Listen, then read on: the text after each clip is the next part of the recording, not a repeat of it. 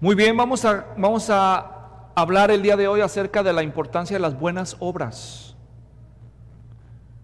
Específicamente el título de mi mensaje es Venciendo el mal con el bien, con las buenas obras, venciendo el mal con el bien en el trabajo y en el hogar. Ese es el título del mensaje, pero tengo que empezar con una introducción acerca del tema de las obras, solo para sentar las bases claras. Venciendo el mal con el bien en el trabajo y en el hogar. Quiero invitarlos a que abran sus Biblias en Efesios 2, 8 al 10. Antes de entrar al estudio del título que acabo de mencionar, vamos a hacer un breve resumen de la teología de las obras. Efesios 2, 8 y 9. Voy a leer hasta el 10. Efesios 2, 8 al 10. Porque por gracia habéis sido salvados por medio de la fe. Y esto no de vosotros, sino que es don de Dios, no por obras, para que nadie se gloríe. El versículo 8 dice, porque por gracia habéis sido salvados por medio de la fe. Entonces, somos salvados por medio de la fe. ¿Está claro? El versículo 9, no por obras, no por obras. Versículo 10, porque somos hechura suya, creados en Cristo Jesús, para hacer buenas obras, para hacer buenas obras. Si quieren pueden emparejar esa puerta, no hay problema, si es necesario. Ok, entonces, expliquemos. En primer lugar, respecto a las obras, la Biblia dice que somos salvos mediante la fe para buenas obras. Entonces, para ser salvos ocupamos fe en el Señor Jesucristo como único y suficiente Salvador. ¿Está claro? Somos salvos por fe para obras. No somos salvos por obras para fe. ¿Me doy a entender? ¿Ven la diferencia completamente contraria a lo que enseñan las religiones? Las religiones dicen que somos salvos por las obras para fe. ¿Me doy a entender? La Biblia dice que somos salvos por fe, pero no nada más para ser salvos, sino para buenas obras. El texto dice claramente, somos hechura suya, creados en Cristo Jesús, para hacer buenas obras, en la Biblia de las Américas. Para hacer buenas obras. Santiago 2:18, leo ahora. Un poco antes de Primera de Pedro está Santiago y dice en el capítulo 2, versículo 18, pero alguno dirá, tú tienes fe, yo tengo obras. Muéstrame tu fe sin las obras, yo te mostraré mi fe por mis obras. ¿De qué color es la fe? ¿De qué tamaño es la fe? Es invisible, la fe no se ve, pero se hace evidente por medio de las obras. ¿Me estoy dando a entender? Entonces somos salvos por la fe para obras. Las obras que yo hago son las que dejan ver la fe que yo tengo. ¿Me doy a entender? Hay personas que hacen obras pero no tienen fe en nuestro Señor Jesucristo como el único y suficiente Salvador. Creen que van a ser salvos por las obras que están haciendo, se van a merecer el perdón y la salvación. Nosotros hacemos obras, pero como un resultado de la fe que tenemos en nuestro Señor Jesucristo. Dicho en otras palabras, la semilla de la auténtica fe salvadora germina y da fruto de buenas obras. ¿Me estoy dando a entender? Entonces, la verdad número uno con respecto a la doctrina bíblica de las obras es que es por fe para obras, no por obras para fe.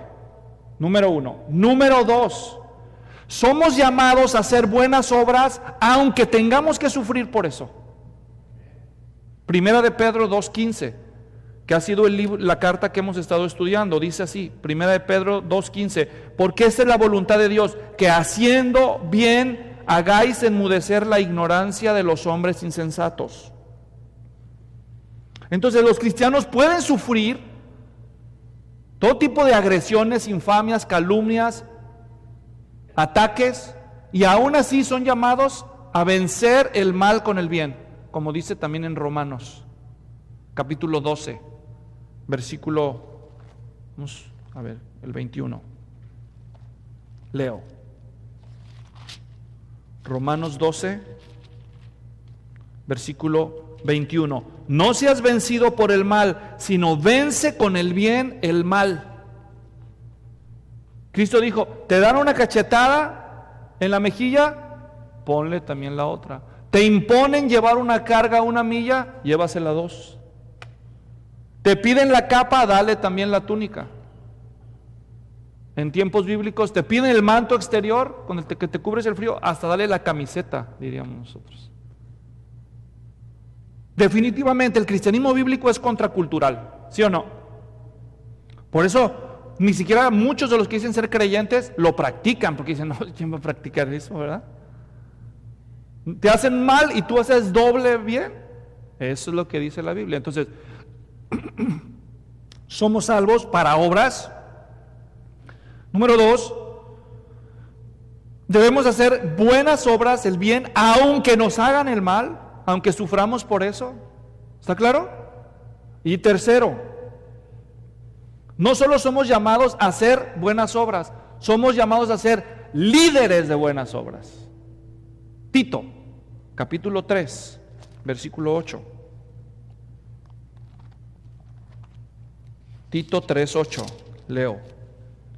Palabra fiel es esta, y en cuanto a estas cosas quiero que hables con firmeza para que los que han creído en Dios procuren ocuparse en buenas obras. Procuren ocuparse en buenas obras. Esa frase de ocuparse en el idioma griego, que es el idioma del Nuevo Testamento, déjenme lo busco aquí en mi dispositivo. Tito 3:8. Lo quiero ver en el idioma griego, por eso estoy buscándolo aquí. Quiero estar seguro bien.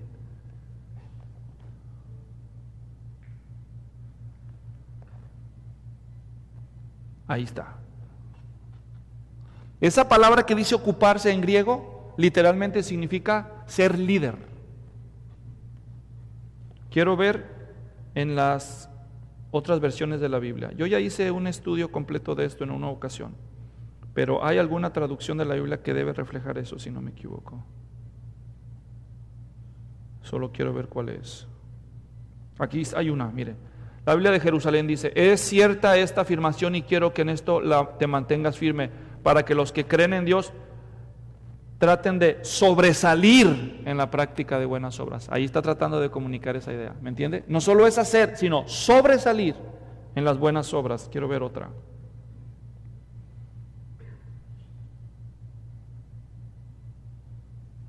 Hay versiones en inglés donde está más claro. La traducción de Wycliffe, lo sé que es. Esta es la Biblia, la palabra de hoy dice que se apliquen con entusiasmo a hacer el bien.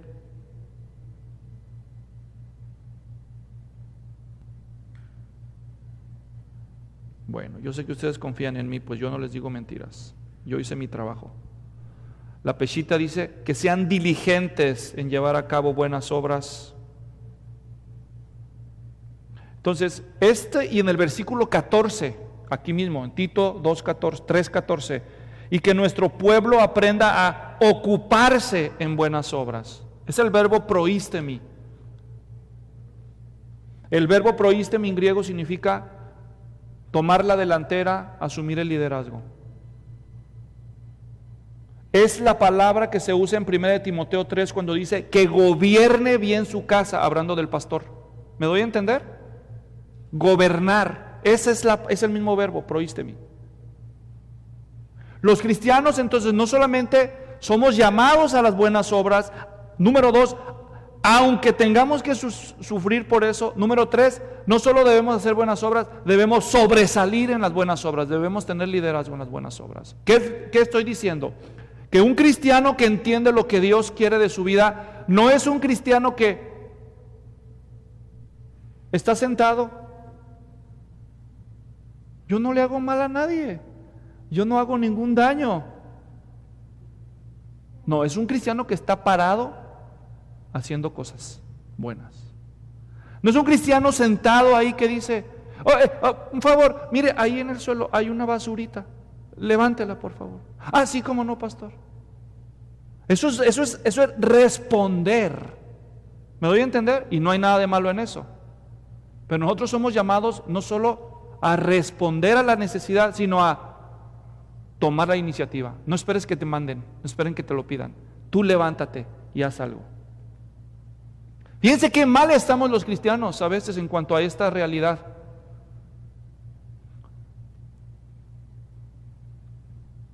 No hacemos buenas obras. Y cuando hacemos buenas obras buenas contadas con los dedos de las manos. Cuando el diseño bíblico de Dios para el cristiano es que ellos sean los que van por delante, los líderes de buenas obras. Todo el día, donde quiera que tú estés, tú deberías estar haciendo cosas buenas. Cada oportunidad que tengas la conviertes en una oportunidad para asumir liderazgo. Desde recoger una basura y ponerla en el bote, ves que algo está tirado, tú agarras la escoba, no esperas a que, no eres el que yo no lo tiré, que lo recoge el que lo tiró, ¿verdad? ¿Han oído eso? Los que son padres lo oyen cada vez, ¿verdad? Recoja eso, yo no lo tiré, ¿verdad? Entonces empiezas a asumir liderazgo y haces cada cosa que puedes, la haces bien. No te conformes con tener un poquito de buenas obras, eres llamado a tener liderazgo. Que nuestro pueblo se ocupe, lidere en hacer las buenas obras. ¿Saben por qué? Porque ahí Pablo le manda a Tito estas palabras. ¿Saben por qué? En el capítulo 1, escuchen cómo era esa cultura. Estoy en Tito todavía. Dice, versículo 1:12, uno de ellos, su propio profeta, dijo, los cretenses son siempre mentirosos, malas bestias, glotones, ociosos. Imagínense que dijeran así. Los fulano cultura, país o nacionalidad, son, y que te den esta lista.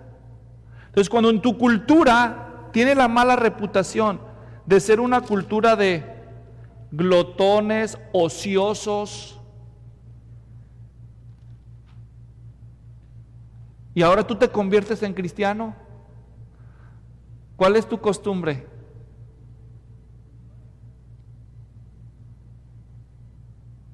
Pues la que recogiste de tu cultura. Ahora, Pablo, en el nombre del Señor, le manda a Tito, diles a los cristianos cretenses que en lugar de ser, como ya leímos, ¿verdad?, mentirosos, malas bestias, glotones, ociosos. Ahora entienden por qué Pablo empieza una carta como la de Tito diciendo, Pablo,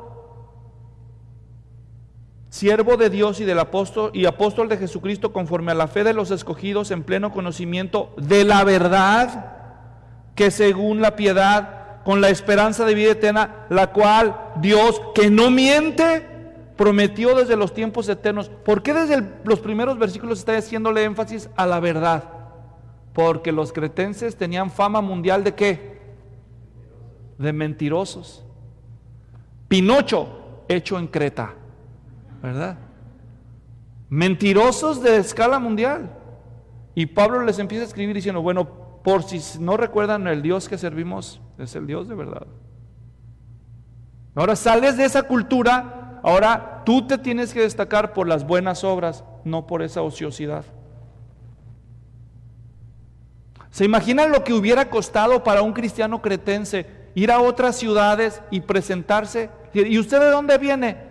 De Creta. No le des trabajo, no le des trabajo, no le des trabajo a ese, porque ya sabes cómo son los cretenses. Para revertir esa tradición, ¿qué tenían que hacer? Destacarse en buenas obras. ¿Me doy a entender? ¿Recuerdan cuando vino uno de nuestros misioneros que es empresario y le pedimos que nos diera sus opiniones en cuanto al negocio. Alguien le preguntó, ¿qué opina usted de contratar cristianos? No sé si fue Carlos o quién. ¿Se acuerdan? ¿Qué dijo él? Los peores empleados que yo he tenido en la historia de mi empresa fueron cristianos.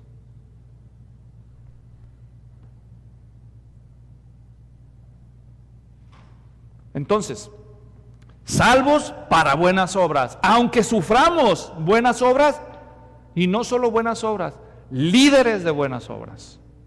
Habiendo aclarado eso, vamos a ver en el pasaje de hoy 3 ejemplos prácticos que nos va a dar Pedro de cómo los creyentes deben hacer buenas obras aunque sufren. Y vamos a 1 de Pedro 2, versículo 18, ahí está el primero de los 3 ejemplos. Un ejemplo en el trabajo, 2 ejemplos en el hogar. En el trabajo, los cristianos pueden sufrir injusticias y aún así deben ellos destacarse con sus buenas obras. Y en el hogar, los cristianos pueden sufrir injustamente. A veces las esposas y otras veces los maridos. Vamos a ver cada uno de esos 3 ejemplos. El trabajador cristiano, la casada cristiana y el casado cristiano. Versículo 2:18 de 1 de Pedro, vamos a ver el primero de estos ejemplos. 1 de Pedro 2:18, leo en la Biblia de las Américas. Siervos, entiéndase esclavos domésticos, estén sujetos a vuestros amos con todo respeto, no solo los que son buenos y afables, sino también a los que son insoportables. En la última parte del capítulo, Pedro les recordó el Evangelio. El Evangelio es la base que nos llama a las buenas obras, de lo cual ya se explicó. Versículos 19 al 21. Perdón. Una aplicación de las buenas obras que los cristianos tienen que hacer está en el versículo 13. Sométanse por causa del Señor. Una forma en que los cristianos muestran sus buenas obras es respetando las autoridades.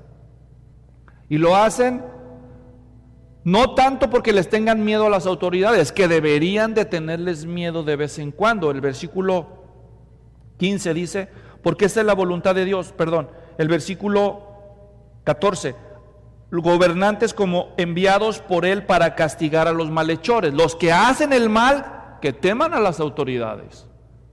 Porque el gobierno ha sido instituido por Dios para castigar a los que hacen el mal. Eso significa malhechor, el que hace lo malo. Pero como nosotros somos cristianos, se supone que no hacemos lo malo. ¿Qué hacemos? Lo bueno. Y una cosa buena que hacemos los cristianos es sujetarnos a las autoridades en todo lo que no comprometa la voluntad de Dios. ¿Me estoy dando a entender? Ahora, aplicando eso al trabajo, Pedro lo aterriza en el versículo 18 a los que eran cristianos y al mismo tiempo eran esclavos.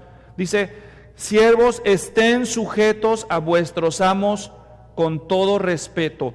¿Cuántas personas creen ustedes que eran esclavas voluntariamente? A lo mejor por ahí hubiera habido algún caso de decir, no, pues que ese amo es tan bueno que vivo mejor como esclavo de él que solo yo. Pero eso hubiera sido excepcional. En términos generales, no muchos hubieran querido ser esclavos, ¿verdad que no? Pero esclavos de un amo déspota, ninguno se los garantizo. ¿Me voy a entender? Aquí llegó Don Hitler, hijo de Satanás, y anda comprando esclavos. ¿Quién se ofrece? ¿Algún voluntario? ¿Algún judío voluntario que se quiera? No, pues ¿quién quiere ser esclavo de un agresivo, enojado, resentido amo? ¿No es cierto? Nadie hubiese querido ser esclavo de un amo abusivo. Entonces, ¿qué estoy diciendo con esto? Que ser esclavo no era opcional. Los que eran cristianos esclavos no eran porque ellos quisieron, algo sucedió que no se sabe. ¿Me doy a entender? Lo que sí sucedió es que ya eran esclavos probablemente cuando se convirtieron a Cristo. No se sabe, simplemente era una realidad descrita por los apóstoles y los escritores del Nuevo Testamento. Había esclavos cristianos. Y había amos cristianos, pero había amos que no eran cristianos. ¿Me estoy dando a entender? Entonces, los esclavos cristianos no pudieron escoger voluntariamente ser o no esclavos, pero hay algo que sí podían escoger voluntariamente. ¿Saben qué era? Someterse. El verbo someterse que ahí se usa, estén sujetos, hupotazo en griego. El verbo tazo significa ordenar o acomodar. Y hupo en griego o hipo significa debajo de. Colócate debajo, ordénate, ponte en orden bajo otro. Eso significa el verbo estar sujetos. Está en voz media ese participio griego. Lo que significa es un acto voluntario. No dice, amos sujeten a sus esclavos. Lo mismo se le va a decir a la cristiana casada en el versículo 3:1. Asimismo, mujeres están sujetas a sus maridos. A la mujer se le manda someter a la mujer, es decir, a sí misma.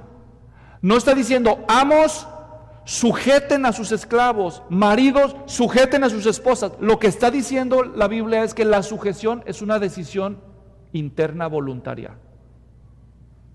El esclavo fue forzado a ser esclavo, pero puede ser esclavo y todavía tener una actitud rebelde de corazón, ¿o no? ¿Verdad? O hipócrita si no quiere que lo castiguen, ¿verdad? Sí, mi amo. Hijo de eso, ¿verdad? Sí, mi amo. ¿Qué dijiste? Nada, lo que usted diga, Señor, ¿verdad? ¿Verdad? Y aquí está llamando el Señor a un cambio interno. Ya no tenemos esclavitud en medio de nosotros, gracias a Dios, no aquí. ¿Pero saben algo? Lo que sí tenemos todavía es problemas de actitud de rebeldía, porque es un problema del corazón, ¿o no? No me contestes, te pregunto, ¿cuál es tu actitud en el trabajo? ¿Cuál es tu actitud en el trabajo? Entonces, 3 lecciones para los que trabajan como cristianos con respecto a estas verdades. Número 1, confronta tu rebeldía y sujétate voluntariamente. Sujétate voluntariamente. ¿Ya tomaste la decisión de sujetarte o sigues luchando con la rebeldía del corazón? Número 2,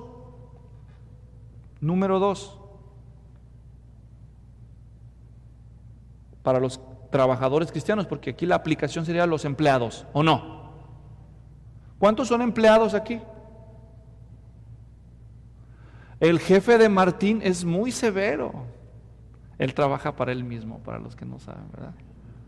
Muy severo con su empleado, porque es muy trabajador. Es una broma.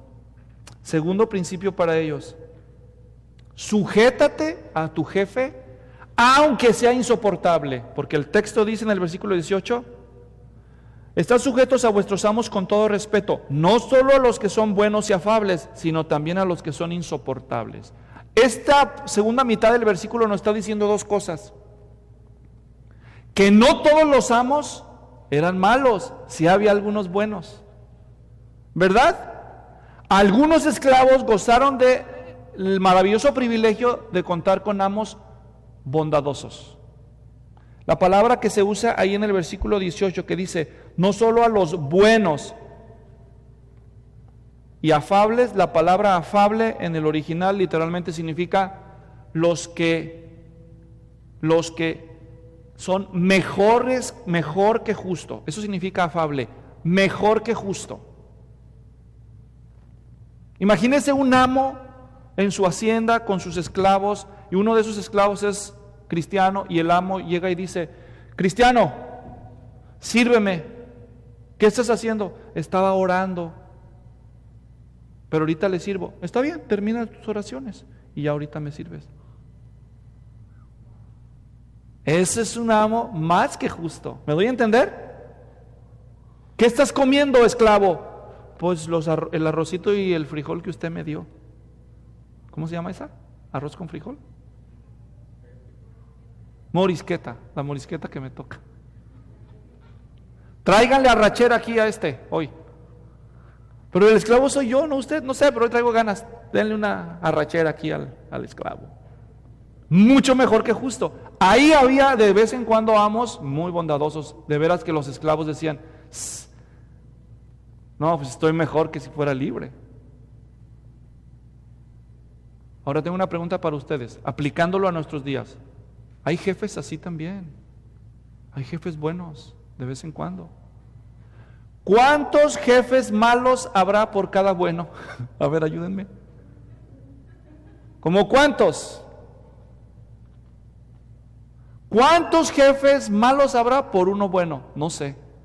Pero dominan más ¿cuáles? ¿Los buenos o los malos? Los malos. Si te toca, entonces paréntesis, si tú tienes un jefe bueno, oye, ¿ya le das gracias a Dios? ¿O te sigues quejando? ¿De veras? Pregúntale a los demás cómo les va en su trabajo. Algunos por eso hasta mejor se salen del trabajo y ponen su propio negocio, se cansan de los abusos. Ahora, si tú eres jefe o supervisor, ¿qué dirían de ti los empleados? ¿Qué tipo de jefe eres tú? ¿De los buenos o de los abusivos? Acuérdate. Entonces se les manda a ellos que no solamente se sujeten con respeto a los que son buenos y afables, sino también a los que son insoportables. Literalmente el texto griego dice a los que están torcidos, así como torcidos de mente. Hay jefes así. Yo vi cómo tradujeron las diferentes versiones de la Biblia esa palabra. Algunos dijeron los que son insoportables, los que son ásperos, severos, duros, obstinados, perversos. Si tú fueras el jefe, ¿de cuáles serías? ¿De los torcidos o de los afables?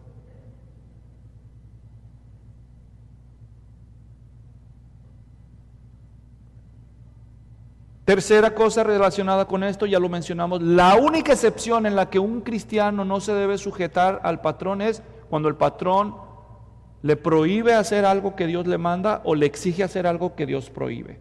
Es decir, cuando está en contra de la voluntad de Dios. ¿Está claro eso?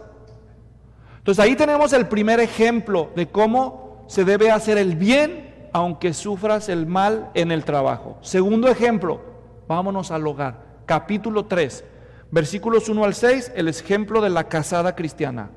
Asimismo vosotras mujeres, empezamos con cinco observaciones de esos 6 versículos. La primera, hay mujeres cristianas casadas con hombres muy difíciles. No digan amén, por favor. ¿Ok? La palabra que dice asimismo está conectando lo que se le dice a la cristiana casada con lo que se le dijo a los esclavos cristianos. ¿Me doy a entender? Así como hay esclavos que tienen patrones que están muy mal, muy abusivos, así hay casadas a las que les mando que se sujeten y por amor a Dios y temor a Dios obedezcan y hagan el bien a sus maridos, aunque los maridos son muy malos. Entonces, primer principio para las cristianas casadas. ¿Cómo se aplica este principio de hay que hacer buenas obras aunque sufras por esto y sobresalir en eso? A la casada se le dice, asimismo vosotras mujeres, estad sujetas a vuestros maridos. Principio número 1 para las casadas cristianas, ¿cómo vencen el mal con el bien? Sujétese voluntariamente. No dice maridos sujeten a sus mujeres. Dice mujeres estén ustedes mismas sujetas a sus maridos. Es algo que tú tienes que resolver en tu corazón. No dice marido que tú tienes que someter a tu mujer. Suelta esa rienda. Es que tengo que domar aquí la... No, suelta la rienda.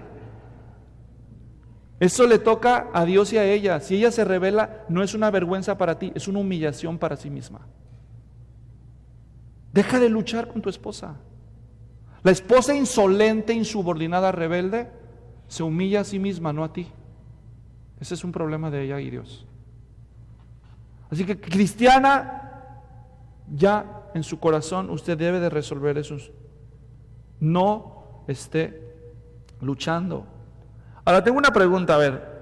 Si calificáramos del 0 al 10, porque miren lo que dice el texto, dice: asimismo, vosotras mujeres estás sujetas a vuestros maridos, de modo que si alguno de ellos son desobedientes a la palabra, puedan ser ganados sin palabra alguna por la conducta de sus mujeres.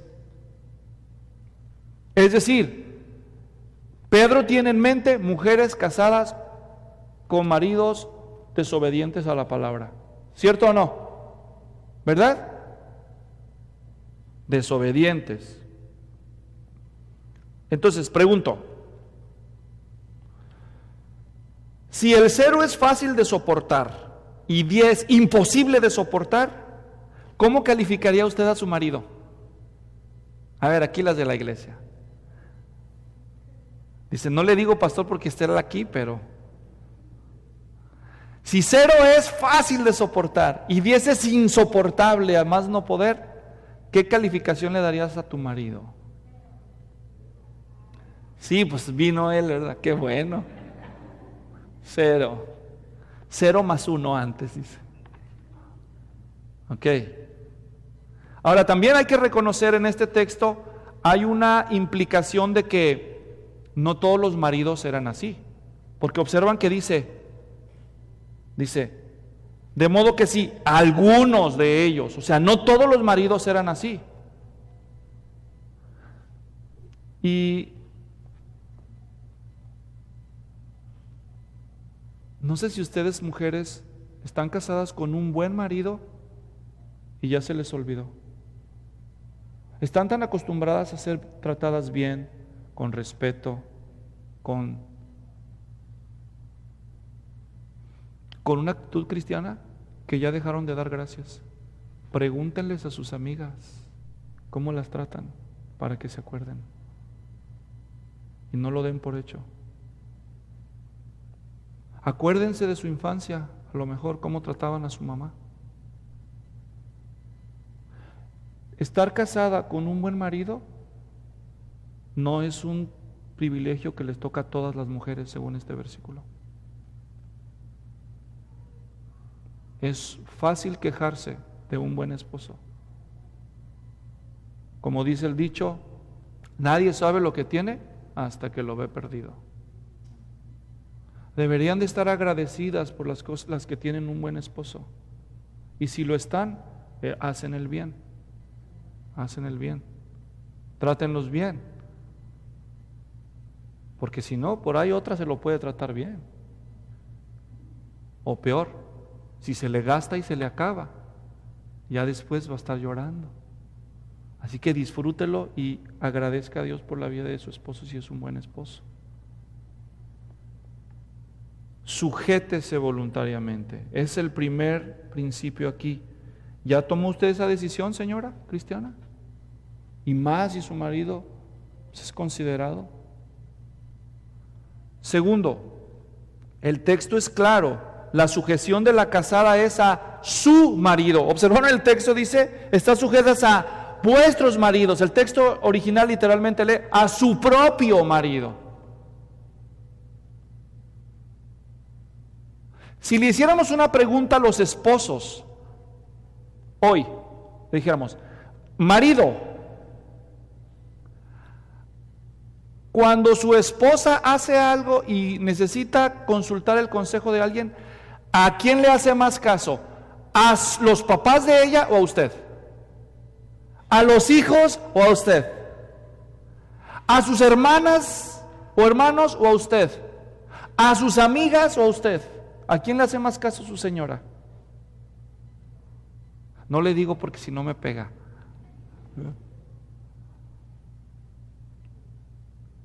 ¿A quién tiene que sujetarse la mujer?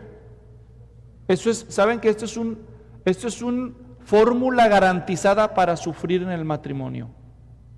Hazle caso a tus papás antes que a tu marido. ¿Tu marido te dice algo? No, ¿por qué? Porque mi mamá me dijo. Bueno, no tus papás, tus hijos. ¿Por qué hiciste eso? Es que se enojan mis hijos. Yo no quiero que se enojen conmigo, son mis hijos. Pero yo te dije que no lo hicieras. ¿Qué quieres? Son mis hijos. ¿Ustedes creen que estoy inventando? Todos los casados dicen, no. Sí es cierto, eso pasa. Las hermanas. No, es que mi hermana me dijo. Los hermanos, no, es que mi hermano me dijo. Peor, hasta los que no son familia. ¡Ay, eso te hizo! No, edúcalo. Yo te voy a enseñar cómo, mija, mira. Ahorita que te regreses, así lo vas a tratar. ¿Tú crees, amiga? Ay, yo sé lo que te digo. Más sabe el diablo por viejo que por diablo. ¿Verdad? Y le hace caso a las amigas. La Biblia es clara. Debe sujetarse a su marido. A su marido. Tercero,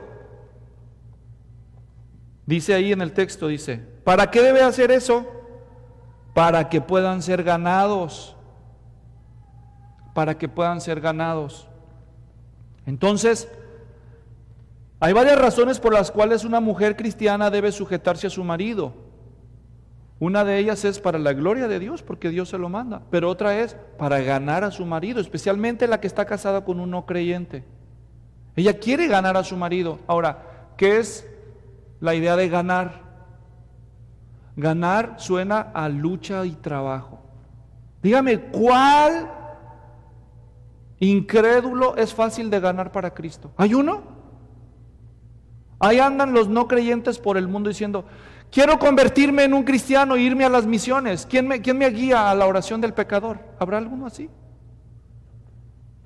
No hay incrédulos fáciles de ganar. Y menos si son su esposo, porque conoce todos sus defectos. Si hay uno que conoce todos sus defectos, es más, hasta ha sido víctima de sus pecados. Y ahora usted viene a decirle, ya me hice cristiana. Marido, conviértete en cristiano para que me trates bien como Dios manda. Sí, ahorita me convierto. Ganar a un marido para Cristo es responsabilidad de la esposa, no responsabilidad del pastor.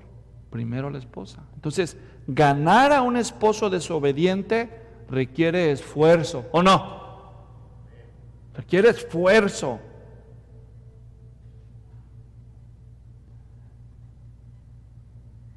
Cuatro, evangeliza a tu marido con palabras y con tu conducta sobre todo. Eso es lo que dice el texto. Porque no porque ahí dice Pedro, porque si ustedes observaron dice que puedan ser ganados sin palabra alguna por la conducta de las mujeres. Estaba usando una figura de lenguaje, el todo por la parte. No está diciendo Pedro, no le hablen de Cristo al marido, no lo evangelicen con palabras, solo con sus hechos. No está diciendo eso. Él está diciendo, cuando tu evangelización verbal no es suficiente, tu conducta la debe respaldar.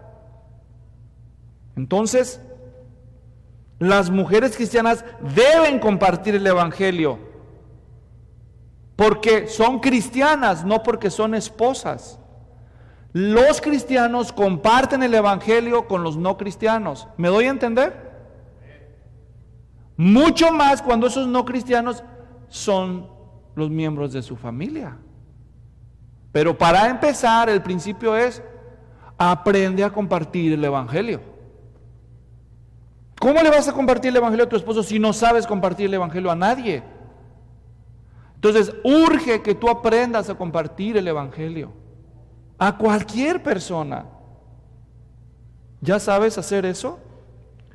¿Está usted lista, cristiana, para compartir el evangelio a otras personas?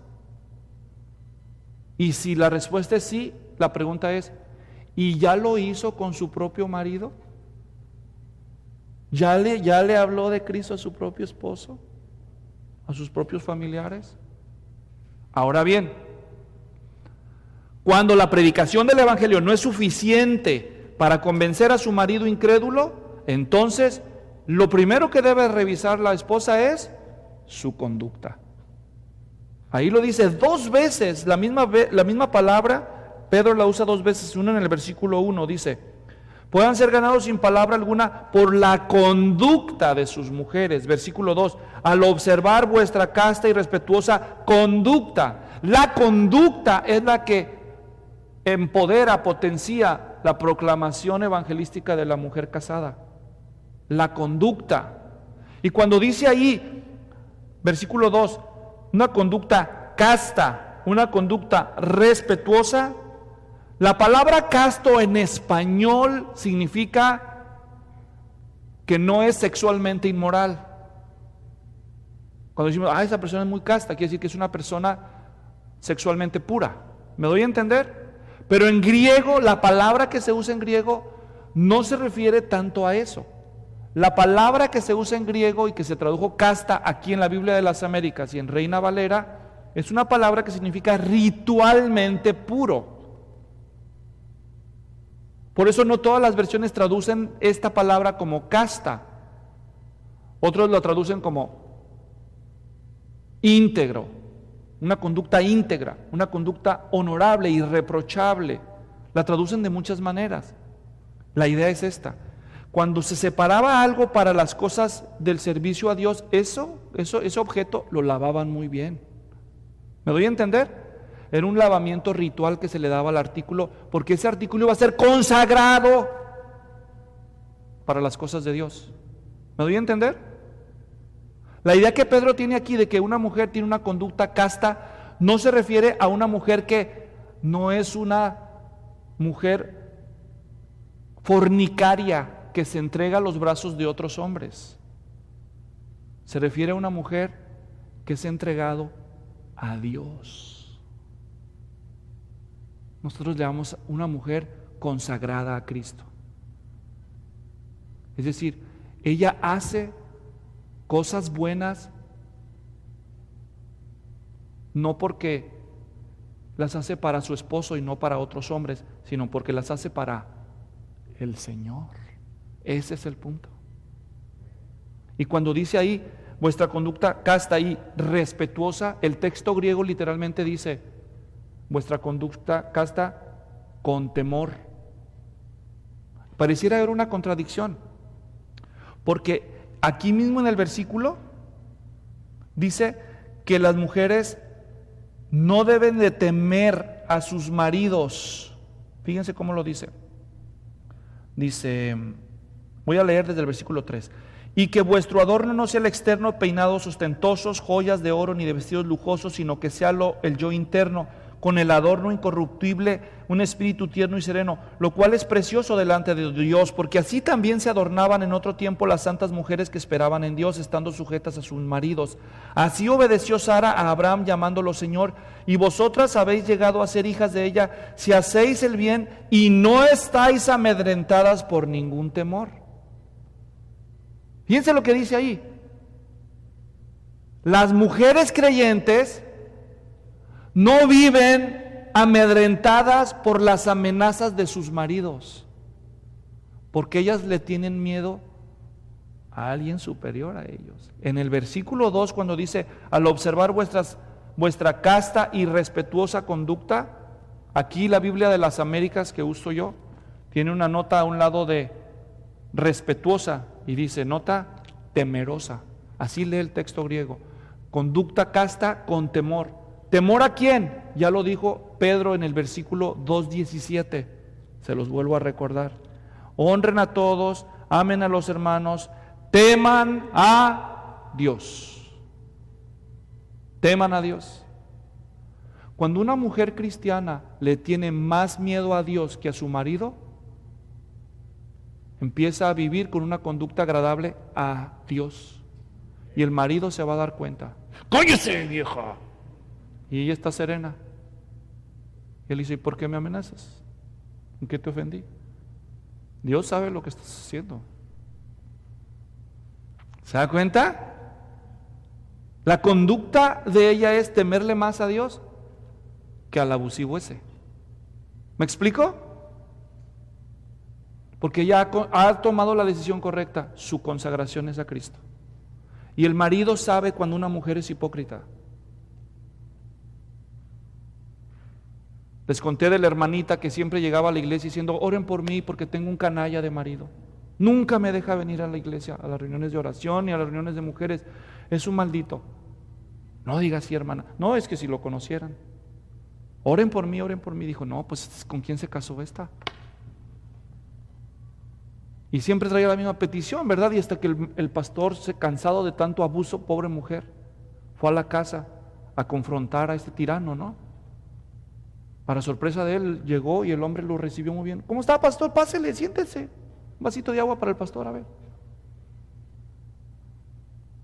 Dijo, oiga, pues quiero preguntar, ¿por qué no deja ir a la hermana a la oración? ¿Por qué no la apoya? Mire, le va a hacer bien.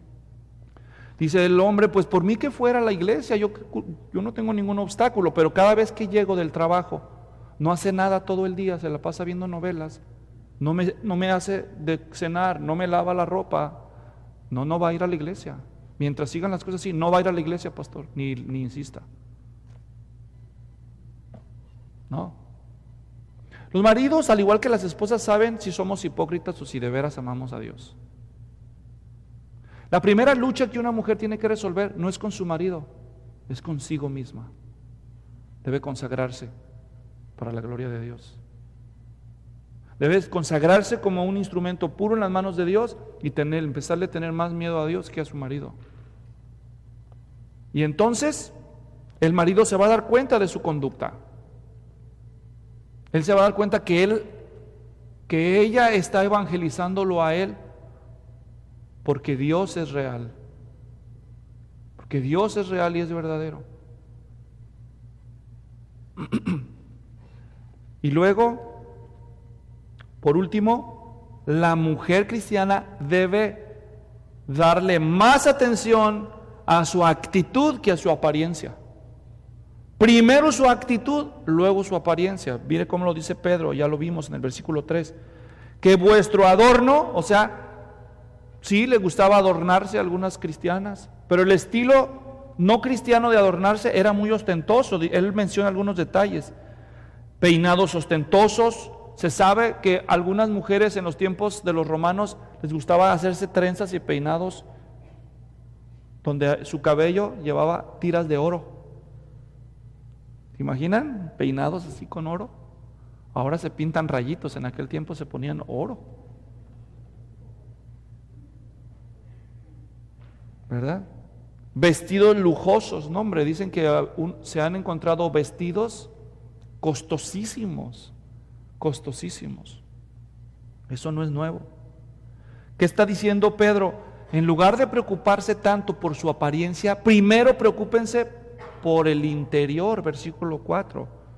Que sea el yo interno, con el adorno incorruptible de un espíritu tierno y sereno, lo cual es precioso delante no solo de los maridos y de los hijos, delante de Dios.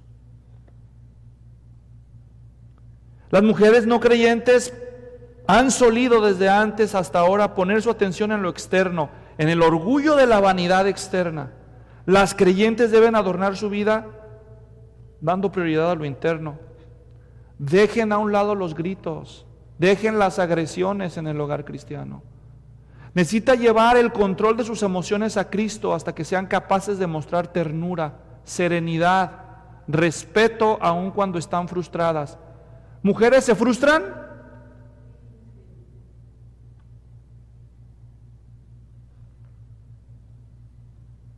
Esto no solo le ganará el respeto de sus maridos, la aprobación de Dios sobre todo. Un ejemplo de eso, Sara, que se menciona aquí. Sara le decía a su esposo, ¿cómo le decía a Abraham? Mi Señor. Óyeme tú, pasguato. ¿Alguna vez oíste una mujer hablarle así a su esposo? Qué tristeza. Qué tristeza. ¿Verdad? Dice que Sara lo trataba con un respeto muy evidente. ¿Cuánto, mujer, ha avanzado usted en el control de sus emociones negativas? Si usted tiene hijas, mujeres, hijas mujeres, yo le aconsejo que le enseñen a sus hijas salud emocional, que aprendan que aprendan a llevar sus emociones negativas a los pies de Cristo, si es que quieren aspirar a un matrimonio feliz.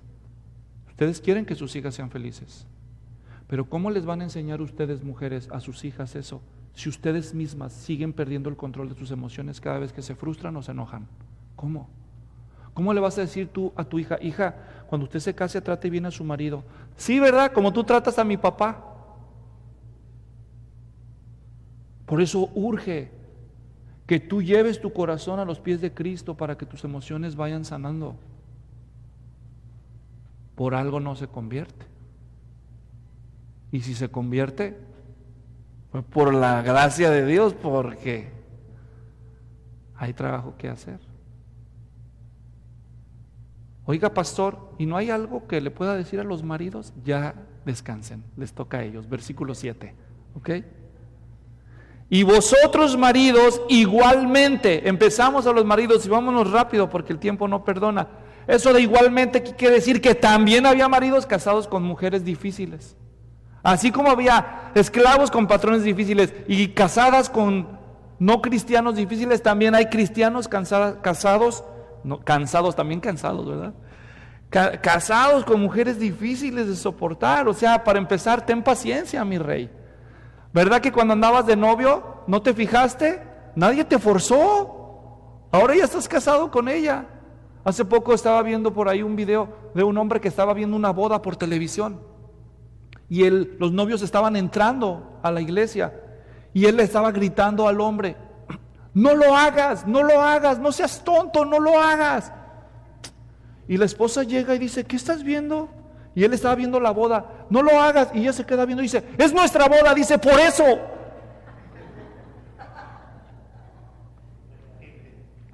Nadie te forzó. ¿No te fijaste? Tú la escogiste. Ahora te aguantas, dijo tu mamá, ¿verdad?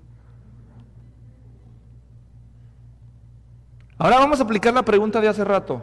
Mujeres, del 0 al 10. 0, fácil de soportar. 10, imposible de soportar. Mujeres, ¿cómo creen ustedes que su esposo las calificaría? Entonces, hace rato tú lo calificaste a él. Ahora, ¿cómo crees que te calificaría a ti? 0, fácil de soportar. Mi esposa, fácil de soportar. No, hasta menos 10 le doy. 10, insoportable.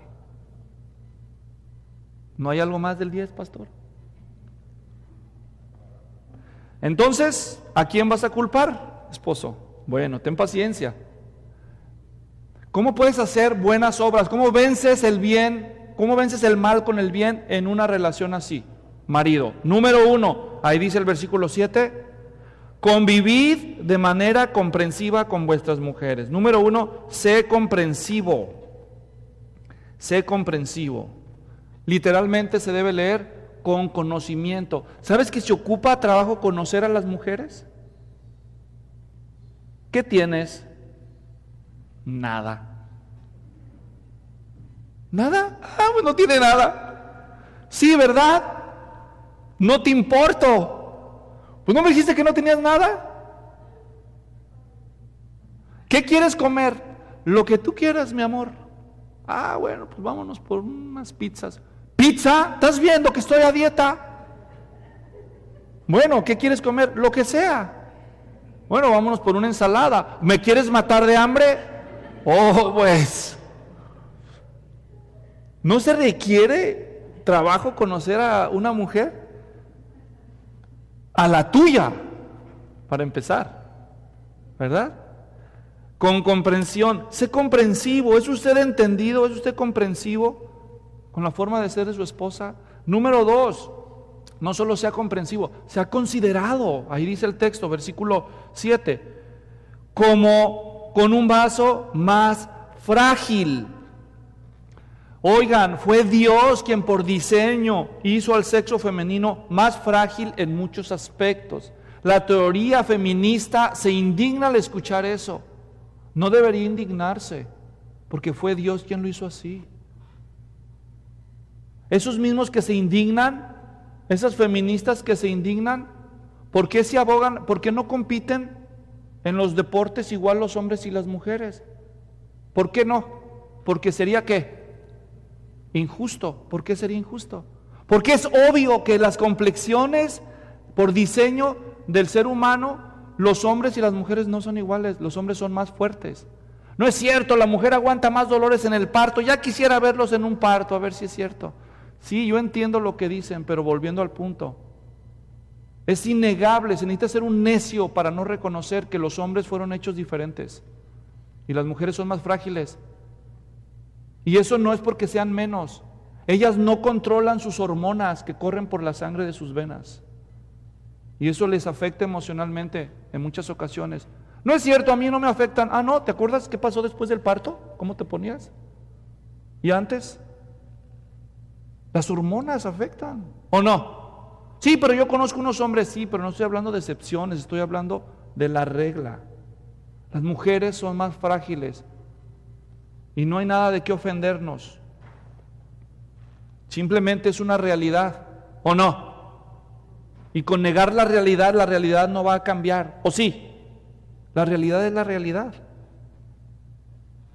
Así que, hombre, ¿eres entendido, comprensivo y después eres considerado? ¿Eres considerado con tu esposa? Es más, no me respondas tú. ¿Qué tal si le pregunto a ella?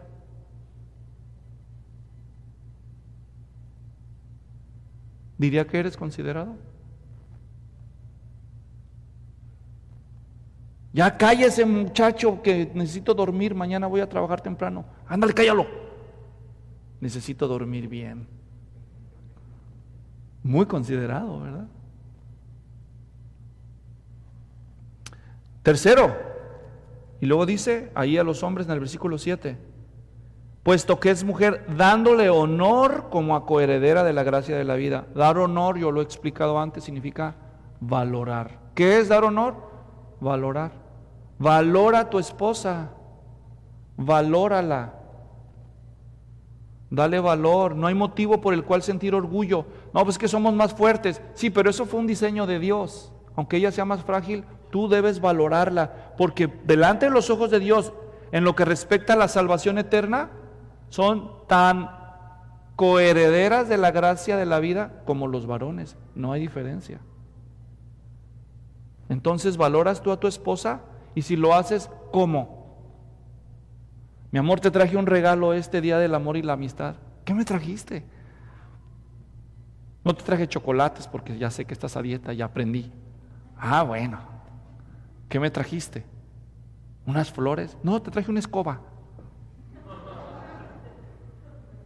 Ah, gracias, de verdad. La valora. Y por último, versículo 7 todavía dice, para que vuestras oraciones no sean estorbadas. ¿Las oraciones de quién? ¿De quién? De los hombres. ¿Oyes lo que dice el texto? Ora por tu esposa. Ora por tu esposa. ¿Oras por tu esposa? ¿Ella te ha oído orar por ella?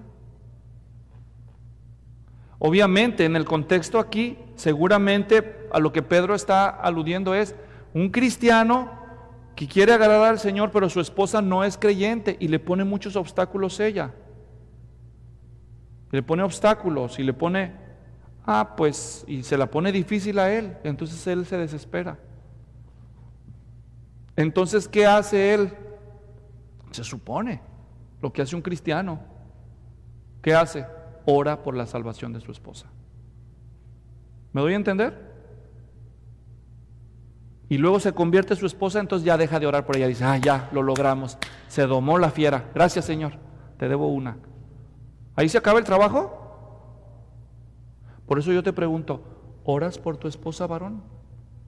¿Oras por tu esposa? ¿O es ella la que ora por ti? ¿Ya ven? ¿Quién debería de tener el liderazgo espiritual en la casa? Está bien, ellas pasan más tiempo con nuestros hijos. Ellas les pueden leer la Biblia a nuestros hijos y todo eso. ¿Pero oras por ella? ¿Oras con ella? ¿Te oye de vez en cuando de tus labios salir una oración? ¿Y qué pides a Dios? Ya cámbiala, Señor, ya cámbiala, porque no entiende esta.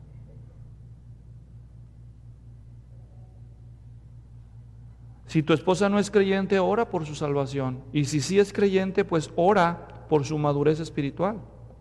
Pero así como oras por ella, asegúrate que tu mal carácter no eche a perder tus oraciones. Porque el texto es claro, dice, para que vuestras oraciones no sean estorbadas. Por un lado estás orando, Dios, salva a mi esposa, salva a mi esposa, salva a mi esposa, Señor, salva a mi esposa. Y la mujer ahí nomás viendo sus oraciones diciendo, salva a mi esposa. Como que ya quiero creer, piensa la esposa. Salva a mi esposa, Dios, salva a mi esposa. Oye, en mi vida algo. Espérate que no me interrumpas. Salva a mi esposa, Señor. ¿Entienden lo que digo, hermanos? Orando por la esposa, pero el mal genio no cambia. Más tacaño con la esposa, no se puede. Debemos orar por nuestras esposas, pero debemos asegurarnos que nuestra conducta no estorbe las oraciones que hacemos. Dios empieza a construir algo y nosotros las destruimos con nuestra conducta. Y encuentran estorbo, obstáculo en nuestras oraciones. Bueno, tantas formas en que nosotros podemos vencer el mal con el bien, por amor a Dios, en el trabajo y en la casa, es donde debemos empezar a prestar atención. Hay muchas otras facetas, dejaremos eso para el estudio posterior. Señor, damos gracias por esta palabra que hemos leído hoy. Oro por los matrimonios. Oro por aquellos hombres cristianos que están perdiendo las fuerzas y debilitándose en sus oraciones porque ven que las cosas no parecen mejorar, no cambian. Oro por las mujeres cristianas que son objeto de gritos, de humillaciones, de malos tratos de sus maridos, que no ven lo que a ellas les toca, que deben resolver, de trabajar en su actitud, antes de buscar la viga la paja en el ojo ajeno, sacar la viga del nuestro. Todos podemos mejorar en nuestros matrimonios, Señor. Nuestras hijas necesitan aprender a prepararse para un futuro mejor en sus relaciones matrimoniales, pero solo tú puedes hacer la obra en nuestros hogares, en nuestras vidas, con nuestros hijos. Te pedimos que perdones nuestros pecados como esposos. Muchas veces hemos destruido nuestras oraciones con nuestra mala conducta. Pedimos perdón. Perdona a nuestras esposas cuando tienen desbalances emocionales y pecan. Las amamos, las aceptamos como son. Te pedimos que las guardes del maligno, que no se desalienten. Su trabajo es valioso para nosotros. Trabajan duro, cuidan a nuestros hijos, les enseñan del Señor. Bendice a esas mujeres santas, Señor, guárdalas del maligno. Señor, pon generosidad en el corazón de un marido para que valore a su esposa, le dé un regalo de vez en cuando, algo bonito que le recuerde cuánto la ama, Señor. Aunque no sea cristiana ella, que ella sepa que Cristo ha venido a resultar en más amor para ella y no en menos. Te rogamos también por los que trabajan, Señor, con patrones amargados, envidiosos, injustos, que privilegian a los ociosos porque son sus amigos, en lugar de ser justos con los que se esfuerzan, con los cristianos. Que recuerden que la recompensa viene del cielo, del juez justo que todo lo ve. Oro para que los cristianos no sean ociosos. sino que sean líderes de buenas obras en el trabajo y en la casa. Si la esposa se sujeta o no, Señor, ese es un asunto entre ella y tú. Si el marido se convierte o no, esa es una obra entre tú y él. Que la cristiana y el cristiano casados y el cristiano que trabaja venza con el bien el mal. Es nuestra oración en el nombre de Jesucristo. Amén.